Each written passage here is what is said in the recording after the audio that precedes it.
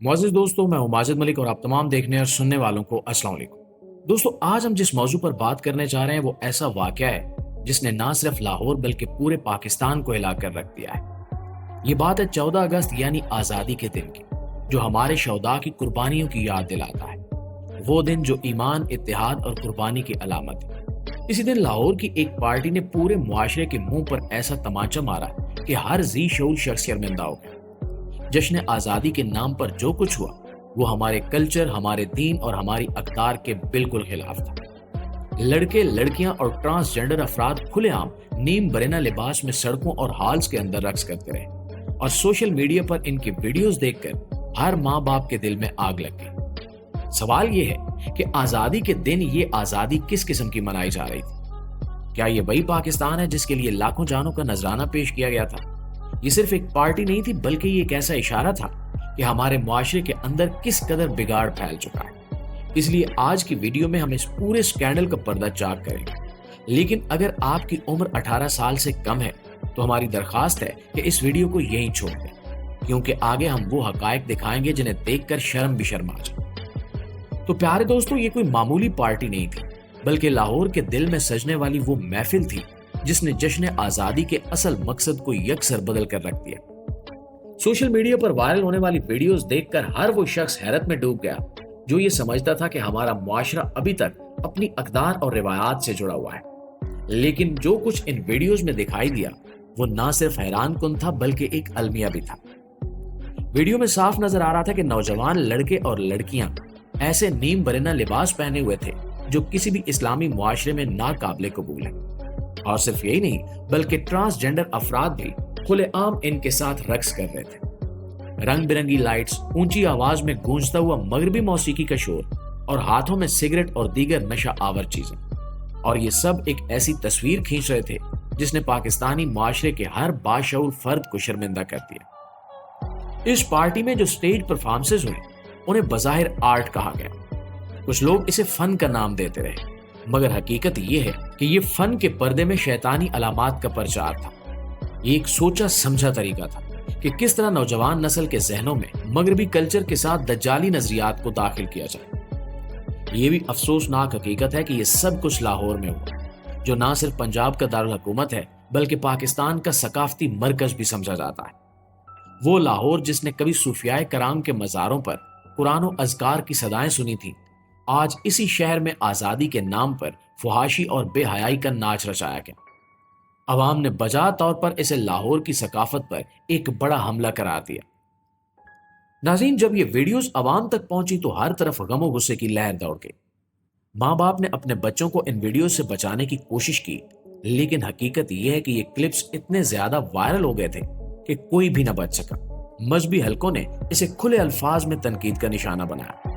علماء نے کہا کہ اگر ایسی محفلیں کھلے عام ہونے لگیں تو آنے والی نسلوں کا اخلاقی مستقبل تباہ ہو جائے گا۔ سماجی کارکنوں نے بھی یہ سوال اٹھایا کہ آخر اتنی بڑی تقریب کے دوران پولیس اور قانون نافذ کرنے والے ادارے کہاں تھے؟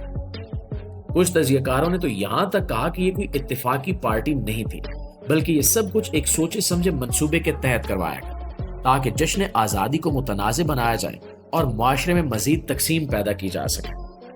یہ نظریہ اس وقت اور مضبوط ہوا جب ویڈیوز میں مختلف شیطانی اور دجالی علامات بھی نمایاں دکھائی دی۔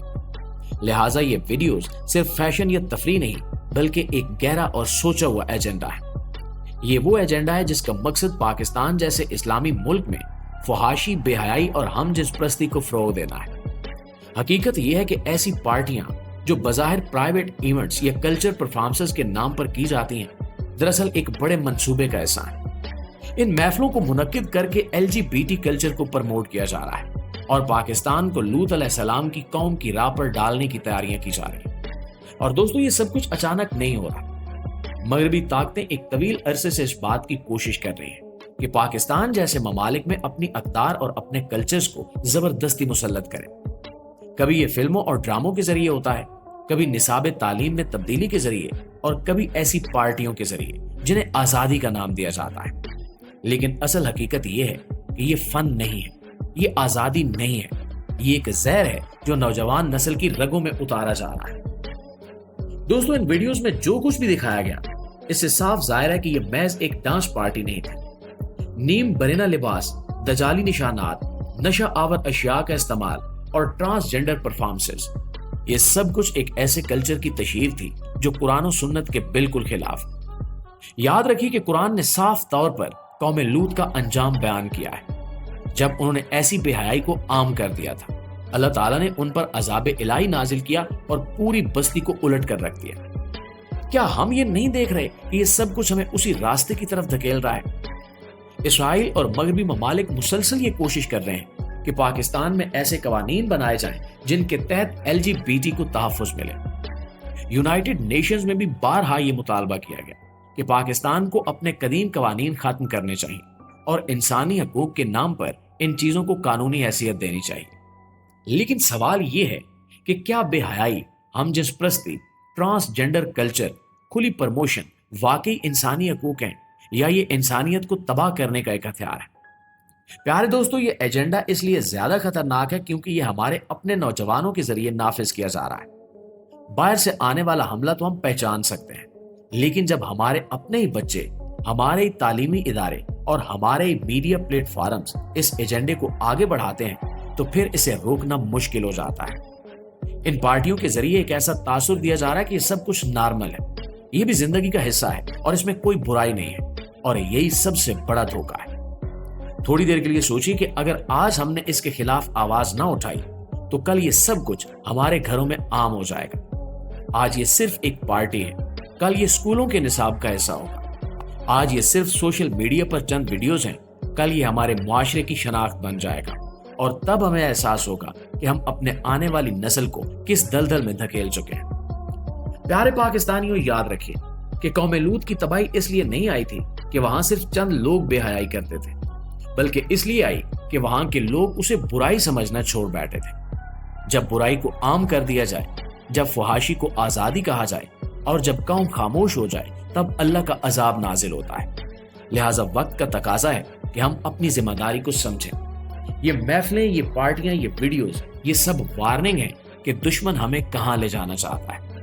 اگر ہم نے آج ہی ان کے خلاف اجتماعی طور پر آواز نہ اٹھائی تو کل شاید بہت دیر ہو جائے۔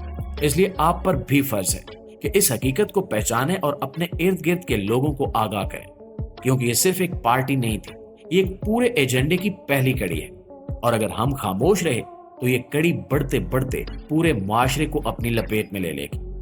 لہٰذا اگر آپ چاہتے ہیں کہ ایسے ایجنڈے بے نقاب ہوتے رہیں اور ہم مل کر اپنے دین، اپنی اقدار اور اپنی غیرت کا دفاع کرتے رہیں تو اس ویڈیو کو زیادہ سے زیادہ شیئر کیجیے اور اپنی رائے کمنٹس میں ضرور دیجیے گا، اور چینل کو سبسکرائب کر کے ہمارے ساتھ جڑے رہیے تاکہ سچ آپ تک پہنچتا رہے۔